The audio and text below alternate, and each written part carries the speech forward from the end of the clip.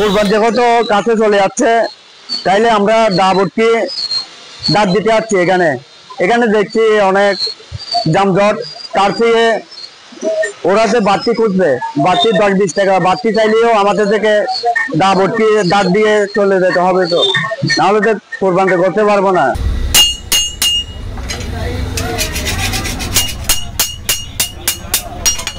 সুবিধা হয়, আগের থেকে কষ্ট একটু কম হয়ে আছে। এটা হলো মেশিন গ্রাইন্ডিং, আগে ধরো 5-6টা এরকম, এখন তো 50টা করা হলো, সময় লাগে না।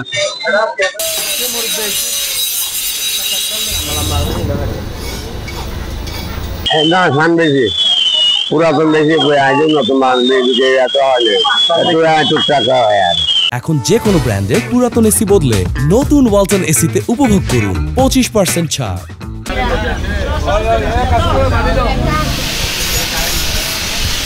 আগে করতাম 5টা, এখন 10-15টা করতে পারি কুরবানের জন্য।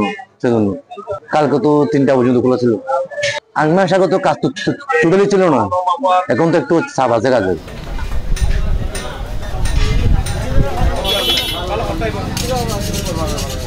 আগে এরকম কাজের চাপও ছিল না, এখন বিশেষ করে আমাদের পৌরসভা এলাকার তেমন লোকজনও ছিল না। আমরা আসছি অনেক দিনে, প্রায় বিগত 45 বছর আমরা এখানে ছোট থেকে আসছি। 45 বছর যাবার আগে এরকম ছিল না, কিন্তু এখন লোকজন থাকলেও কিন্তু আমার মনে করেন ব্যবসাদার বাড়ি গেছে, আমার বিভিন্ন দোকান বাড়ি গেছে। আমরা অনেক দোকান দূর থেকে দোকান মানের লোকজন আসছে, এখন তো প্রতি জায়গায় প্রতিযোগিতামূলক এখন সব জায়গায় দোকান।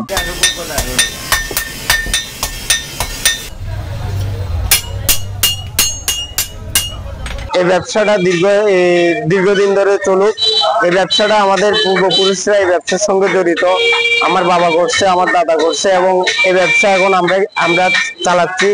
এই প্রতিষ্ঠানটা আজকে বিগত 40 বছর যাবত। কিন্তু আমরা এখন এই যে কয়লা এবং শ্রমিকের কারণে আমাদের এই ব্যবসাটা চালানো খুবই অসম্ভব হয়ে পড়েছে।